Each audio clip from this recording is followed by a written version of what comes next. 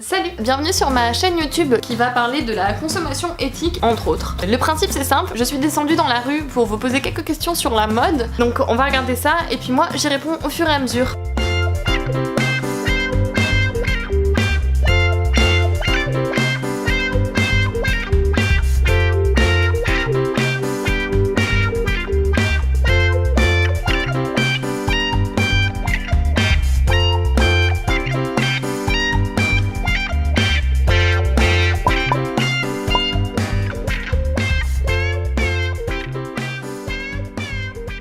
Dans la mode, il y a deux collections, la collection été et la collection hiver. Info ou intox?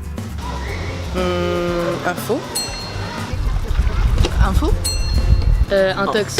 Info. Mais non, il y a des trucs au milieu. Info. Info. Info. Info. Eh bien c'est une intox, et si tu penses que cette information est vraie, soit t'es un personnage de Mad Men, ou alors tu vis dans les années 70. Ou les deux.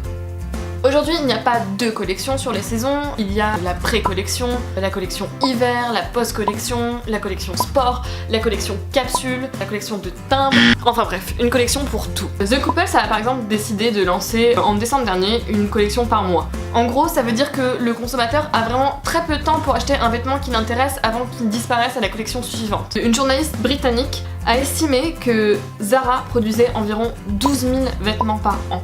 Ça fait donc une énorme quantité de choix pour le consommateur. C'est énorme! C'est aussi pour ça qu'on a souvent cette sensation que des vêtements qu'on a achetés il y a à peine quelques mois sont complètement passés de mode ou qui ne vont plus. Surtout que souvent la qualité est vraiment minime et du coup on a plus d'attachement sur le vêtement et il se détériore très vite. C'est plus facile de se débarrasser d'une paire de chaussures qu'on a portée seulement 3 fois en soirée quand on l'a payé une misère que si on a investi beaucoup d'argent dedans. Surtout quand tu te rends compte que en fait t'as acheté des talons et que tu sais pas marcher en talons. La mode est la deuxième industrie la plus polluante au monde. Info ou intox? Je dirais info. C'est vrai, info. Info. Je dirais intox. Non, info. Ah ouais, mais peut-être tu fais exprès en fait, ouais. Pas du tout, il doit y avoir autre chose entre la mode et... Intox. Info. Info. Et ça c'est une info. C'est bien la deuxième industrie la plus polluante et si vous vous demandez quelle est la première, c'est évidemment le pétrole. Ça représente environ 10% des émissions de carbone. En fait le problème vient à la fois des matières utilisées, par exemple le polyester qui dégage énormément de CO2 et qui est très polluant, ou alors le coton qui demande une quantité d'eau extrêmement importante à la fabrication. Le Dorlo, dans 20-30 ans, il n'y en aura plus. Il y a aussi tous les procédés chimiques qui viennent derrière, par exemple l'utilisation des encres qui sont chimiques et qui sont très nocives pour l'environnement pendant la fabrication, mais aussi pour les personnes qui vont fabriquer les vêtements. Et puisqu'on parle des hommes d'ailleurs, le problème de la mode actuelle, c'est aussi la façon dont sont traités les employés. Tu connais l'expression être traité comme de la merde? Et quand je parle des employés, je ne parle évidemment pas des marketeurs de chez Zara dans les bureaux parisiens, mais plutôt des sous-traitants qui vont fabriquer les tissus et les vêtements pour les marques. Ces personnes sont sous-payées puisqu'elles vivent dans des pays très pauvres. Au Bangladesh, on estime qu'ils gagnent des salaires mensuels de 10 $, avec des horaires de travail extrêmes de 10 à 2 heures par jour et évidemment des congés qui sont quasiment inexistants. On peut faire des polaires avec des bouteilles en plastique et des chaussures avec des ananas. Info ou intox? Intox. Ouais, intox. Info. Info. Ouais, je pense info. Je dirais info aussi. Info. S'il y a du verre dans l'ananas, je suis sûre que c'est vrai. Info. Info.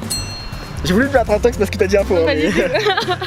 Et bah oui, c'est vrai, c'est une info. La marque qui a fabriqué en premier des manteaux en bouteille d'eau, c'est la marque Patagonia je crois. Mais maintenant ça se fait de plus en plus. Et la marque Pignatex qui reproduit du cuir avec de l'ananas. Donc ce n'est pas du vrai cuir, hein, c'est quelque chose qui ressemble à du cuir mais de façon végétale. C'est une vraie dent de requin blanc faite en résine.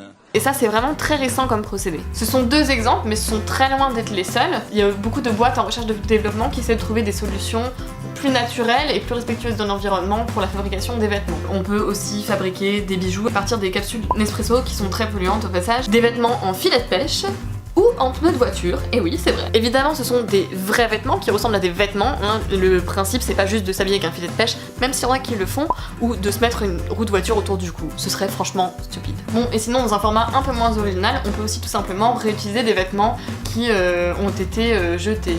Le problème de toutes ces marques low cost, c'est qu'en général la fabrication utilise des matières de tellement mauvaise qualité qu'elles ne peuvent même pas être réutilisées et recyclées. Mais qu'est-ce que c'est que cette matière? C'est de la merde. Alors si vous vous intéressez à cette nouvelle façon de consommer les vêtements, il y a un nom. On appelle ça la slow fashion, qui vient en opposition du terme fast fashion. C'est cette façon d'acheter beaucoup de vêtements, de les renouveler rapidement, d'avoir des collections qui changent beaucoup, et du coup d'avoir plus aucun attachement sentimental à nos vêtements. Tu fous le camp, je te quitte! Et la slow fashion, à l'inverse, ça va être notre nouvelle façon de consommer, qui est en fait de revenir à l'ancienne et de s'attacher à des vêtements à la fois qui nous vont, qui ont une bonne qualité, et que sentimentalement on va avoir envie de faire durer dans le temps. Do I need these? Do I need these? Do I need these? No. C'est aussi acheter des vêtements qui ont été fabriqués à proximité par des employés avec des salaires décents.